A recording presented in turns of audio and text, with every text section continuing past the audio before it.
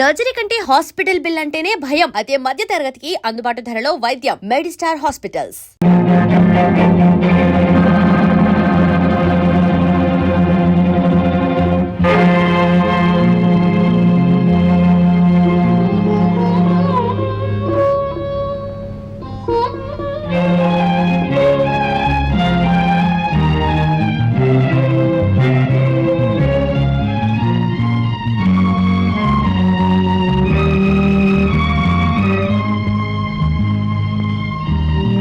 Operation ఎంత డబ్బిచ్చావు?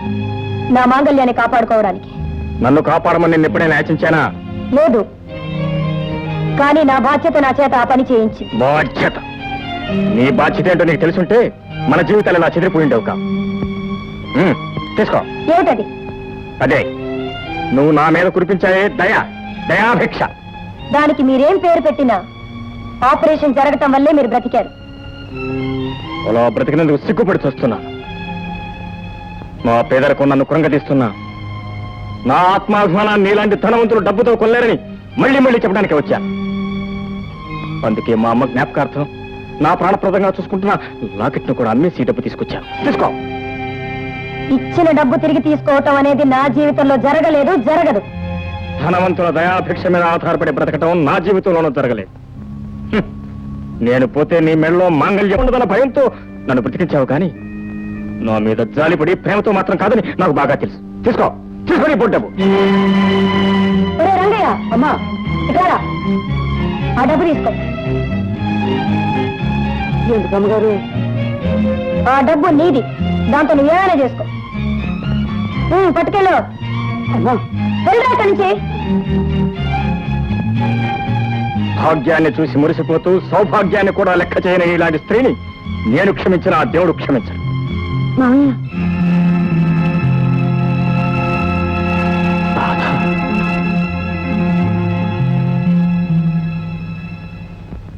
మామయ్య, ఇతనే మీ అబ్బాయి. నాన్న, నాన్న, నాన్న,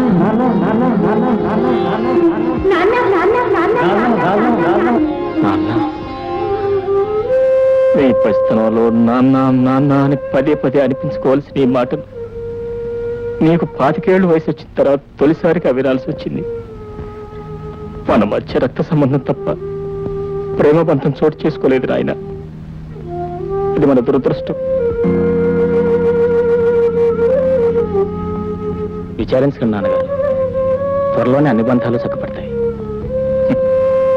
చక్కపట్టు ఇంకా ఏం చక్కపడతాయి నాయన. అన్ని బంధాల్లోకి ముఖ్యమైన అనుబంధం నా జీవిత బంధం ఇలా తయారైన తర్వాత రాధ, నువ్వు ఇంట్లో ఒక క్షణం కూడా ఉంటాను వెళ్ళేది. పద. అన్నా, మురళి, రాత్రి వెళ్ళని. అది కదమ్మా, వాళ్ళు అనవసరంగా మాట్లాడుకో. రాత ఎవరని తెలియనప్పుడు నేనే ఇక్కడ ఉండమన్నాను, కానీ ఇప్పుడు నేనే వెళ్ళమంటున్నాను. రాధ ఎవరో ఇప్పుడు మాత్రం నీకు తెలుసా? కేవలం నా మేనకోడలే కాదు, ఆనాడు నీ దురహంకారానికి నీ మూర్ఖత్వానికి బలైపోయి సమయానికి వైద్య సహాయం అందక దారుణంగా చచ్చిపోయాడా నా మిత్రుడు శ్రీధర్రావు. ఆ శ్రీధర్రావు కూతురే ఈ రాధ. ఈ రాధ తండ్రి చావు కారణం నువ్వైతే నీకు జబ్బు చేసి చావు బ్రతుకుల్లో కొట్టు పెట్టాడుతూ ఉంటే నీకు అహర్నిశలో సేవ చేసింది ఈ Radha. You ungrateful creature. Murali, అది కాదమ్మా, నువ్వు ఇప్పుడు ఆలోచించవలసింది వాళ్ళని గురించి కాదు, నా గురించి, మన పరువు గురించి. అమ్మా, నువ్వు రాత్రి మర్చిపోవాలి. అమ్మా, అది మన పరువు గురించి. నా మీద ఏమాత్రం గౌరవం ఉన్నా మీ నాన్న నువ్వు కలుసుకోకూడదు. అమ్మా, అది నా గురించి. చూడు, నువ్వు వెంటనే వెళ్ళి గీతం తీసుకురా. ఇది నీ గురించి. వెళ్ళు, వెళ్ళి గీతం తీసుకురా.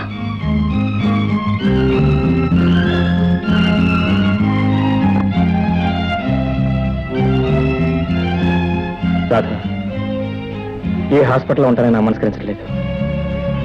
మనం ఇక్కడ క్షణం కూడా ఉండొద్దు, మనం వెళ్ళిపోదాం. మావయ్య, మీరేదో ఆవేశంగా మాట్లాడుతున్నారు. ట్రీట్మెంట్ పూర్తి కాకుండా వెళ్ళిపోవడం. మనం వెళ్ళిపోవాల్సింది. చూడండి శంకర్రావు గారు, ఇప్పటి వరకు మీ వైద్యానికి చాలా ఖర్చు అయింది.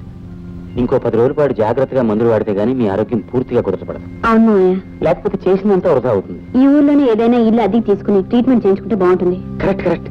ఇల్లు అంటే జ్ఞాపకం వచ్చింది. శంకర్రావు గారు, మీ అదృష్టం కొద్దీ మా పక్కన నిన్నే ఖాళీ అయింది. నిజమేనా? అందులో ఉంది కానీ ఏమావయ్య?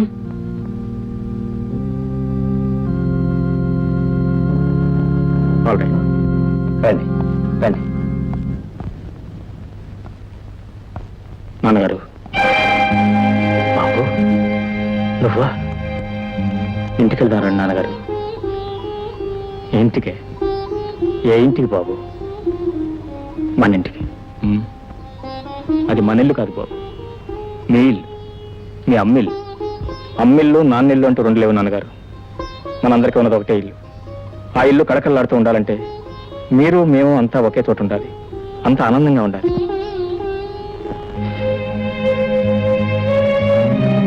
నీ ఆవేదన నాకు అర్థమే బాబు, కానీ మీ అమ్మ నేను కలిసి ఉండే అవకాశం ఈ జన్మకు లేదు, ఇక రాదు. ఎందుకు రాదు నాన్నగారు? మీ ఇద్దరి మధ్య ఎప్పుడో వచ్చిన ఒక చిన్న మనస్పర్ధ వల్ల జీవితాంతం ఇలా పంతాలు పట్టింపులతో విడివిడిగా బ్రతుకుతూ బాధపడుతున్న కూర్చుంటారా? నేను మాత్రం ఈ ఒంటరి బ్రతుకు కావాలని కోరుకున్నాను బాబు. మీ అమ్మ మూర్ఖత్వంతో మన జీవితాల్లో తయారయ్యాయి. అలా తయారయ్యాయి కాబట్టి ఎప్పటికైనా సరిదిద్దుకోమంటున్నాను. అమ్మ పైకి చెప్పుకోలేకపోయినా తనలో తనే ఎంతో కుమిలిపోతుంది. అభిమానం అడ్డొచ్చి తప్ప మీ మీద అనురాగం లేక కాదు. ఆత్మాభిమానాలు మీ ఇద్దరి మధ్య అడ్డుకోవట్లా వేధిస్తున్నాయే కానీ అనుబంధాలు లేక కాదు నాన్నగారు. అనుబంధాలు ఏమిటా అనుబంధాలు? మీ అమ్మ కట్టిన తాళికే విలువించింది తప్ప కట్టుకున్న భర్తను గౌరవించడం తెలుసుకోలేకపోయింది. ఇక మేమిద్దరం కలిసి జీవించడం జరగని పని. ఎందుకు జరగదు నాన్నగారు? ఎంతసేపు మీ ముండి పట్టుదలతో మీరు మాట్లాడుతున్నారు తప్ప మీ కొడుకు పరిస్థితి ఏంటో ఒక్కసారి ఆలోచించారా? ఇన్నాళ్ళు నా తండ్రి ఎవరో నాకు తెలియకుండా బ్రతికాను. ఇప్పుడు తెలిసిన తర్వాత కూడా అలాగే తండ్రి ఎవరో తెలియకుండానే బ్రతకమంటారా? నో, మీరు నాతో వస్తే తప్ప నేను ఇక్కడి నుంచి వెళ్ళను. నేను ఇక్కడే ఉంటాను, మీ దగ్గరే ఉంటాను. వద్దు బాబు, నీ తల్లి నన్ను వదులుకోగలిగిందే కానీ నిన్ను వదులుకోలేకపోయింది. నన్ను వదిలి బ్రతకగలిగిందే కానీ నిన్ను వదిలి బ్రతకలేకపోయింది. అంతేకాదు, తల్లి నుంచి బిడ్డను వేరు చేసి అన్న అపకీర్తి నాకు అంట కట్టొద్దు. తండ్రిగా నా ఆశీస్సులు నీకు ఎప్పుడూ ఉంటాయి. నా మీద గౌరవం ఉంచి నువ్వు రాత్రి మర్చిపోయిన ఆయన మళ్ళీ ఎప్పుడు ఇంట్లో అడుగు పెట్టొద్దు. అంతేనంటారా? మా మాటకంతే. I'm sorry, I'm sorry. Okay. ఆసుపత్రి నుంచి పారిపోయి వచ్చావా నాయన? మాట్లాడకుండా పద, నువ్వు ముందుంటికే. చెయ్యదు. నువ్వు వస్తావా? వదలమంటుంటే. నిన్ను పోలీసులు పట్టి అని చెప్తున్నాను. వదలు. నువ్వు మాట్లాడకుండా పద, వదలమంటుంటే. ముందుంటికి పద. వదలు. నువ్వు మర్యాదగా రా ఇంటికి, లేకపోతే ఇప్పుడు అనవసరంగా గొడవ అయిపోతుంది చెప్తున్నాను. తెలీదు. చెయ్యదు. చెప్పిన మాట విను. ఏంటి అలా పోతాడుకుంటున్నారు?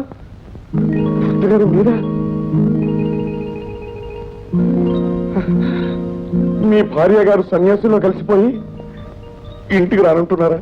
అవునండి, పొద్దున్న నేను ఇంటి నుంచి బయలుదేరేటప్పుడు బాగానే ఉంది. ఏమిటమ్మా ఇది? భర్తుండగా మీరు సన్యాసులో కలవటమా? హాయిగా ఇంటికి వెళ్ళి కాపురం చేసుకోండి అమ్మా. సిగ్గులేదు.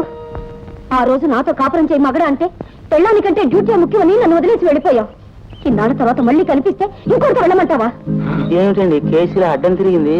నువ్వు నా భార్య చిత్ర. డాక్టర్ గారు, ఈవిడ మీ భార్య తులసిదళం గారు కాదండి, నా భార్య చిట్టి.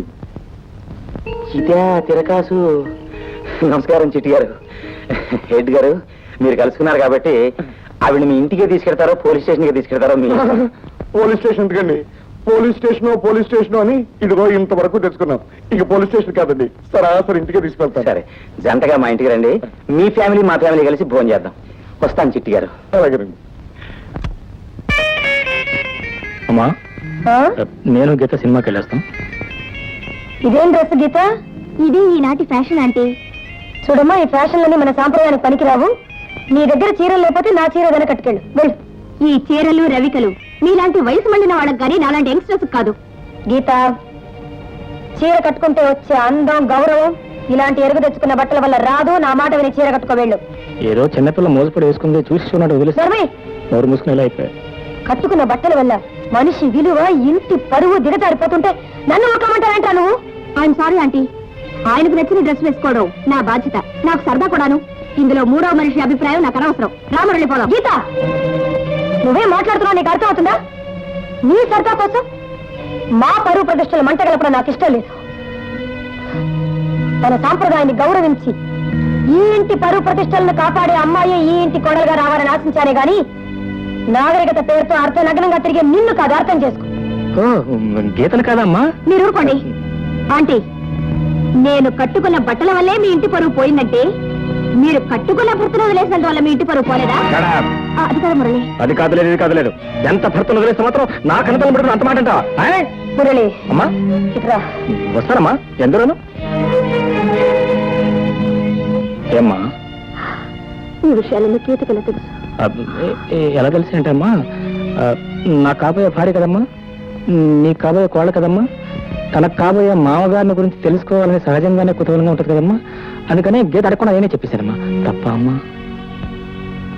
చెప్పడం తప్పు కాదురా, కానీ నా గత జీవితంలో నా వ్యక్తిత్వం మీద పడ్డ మచ్చను గుర్తు పెట్టుకోవడమే తప్పు. ఇన్నాళ్ళు ఎక్కడ పోయింది ఆ బుద్ధి? రాధా, భోజనం వెళ్ళేమ్మా. లేమ్మా భోజనానికి. నేను భోజనం చేసి ఎవరిని ఉద్ధరించాలి? నేను ఎవరికి ఉపయోగం లేదని నేనేమైపోతేనే మీరు మాత్రం మీ పంతాలు పట్టింపులు విడిచిపెట్టరు. ఇదేగా మీ నిర్ణయం? రాధా, ఏమిటో మాట్లాడేది? లేకపోతే ఏమిటి మావయ్య, ఈ అనాథ బాగా ఆస్తిపరుడైన మీ అబ్బాయి తగిలేగా మీ ఉద్దేశం? రాధా, ఎన్నాళ్ళ నా పెంపకంలో ఏనాడు నీ విధంగా మాట్లాడలేదు. 10 రోజులు ఆవిడ ఆచరణలో ఉండేసరికి నీ పద్ధతులు కదా బుద్ధులు కూడా మారిపోయాయన్నమాట. ఆడుకున్న అహంకారం అహంభావం రెండు నీకు వంట పట్టాయన్నమాట. మావయ్య, ఆనాడు జరిగిన ఒక చిన్న సంఘటనకి ఇన్నాళ్ళు మీరు మొండిగా మూర్ఖంగా బ్రతకడమే మీ గొప్పతనమా? ఆవిడేదో తెలియక ఆవేశంలో ఒక చిన్న తప్పు చేసింది. నీ చేసిన గొప్పతనం ఏమిటి? నీ సభ్యత సంస్కారం ఏమైంది? అసలు నా పెళ్లి గురించి మీ అభ్యంతరం ఏమిటి? నీ డబ్బులు ఏంటనేగా? ఇదన్న మాట నువ్వు అర్థం చేసుకున్నది. డబ్బును గురించి కాదమ్మా నా బాధ, నీ సుఖం గురించి. నువ్వెన్ని చెప్పినా ఆ మొండి మనిషి కోళ్ళగా నువ్వు సుఖపడతావన్న ఆశ నాకు లేదు. ఎక్కడైనా నువ్వు సుఖపడే చోటు చూసి నీ పెళ్లి చేసే బాధ్యత నాదమ్మా. అంటే మనసు ఒక చోట, మను ఒక చోట. మనసున్న మనిషి ఎవరు ఇలా ప్రవర్తించరు మావయ్య. ఇన్నాళ్ళు తండ్రి ప్రేమ మీ దగ్గర పొందేను, తల్లి ప్రేమ ఏమిటో అత్తయ్య దగ్గర చూశారు. విడిపోయిన తల్లిదండ్రుల మధ్య బిడ్డ పడే తప్పనేదో మీ కొడుకులో చూశాను. మీ ముగ్గురు 3 దారిలో ఉండి నా బ్రతుకు ఒక దారి చూపిస్తానంటారు. నేను పెళ్ళంటూ చేసుకుంటే మురళినే చేసుకుంటాను. నా నిర్ణయం మారదు. రాధా, నీ అధిక ప్రసంగ త్వరాన్ని విసిగించకు. ఏనాడో మర్చిపోయిన మీ అత్తని నాకు మళ్ళీ మళ్ళీ జ్ఞాపకం చేసి నాకు మనశ్శాంతి లేకుండా చేయకు.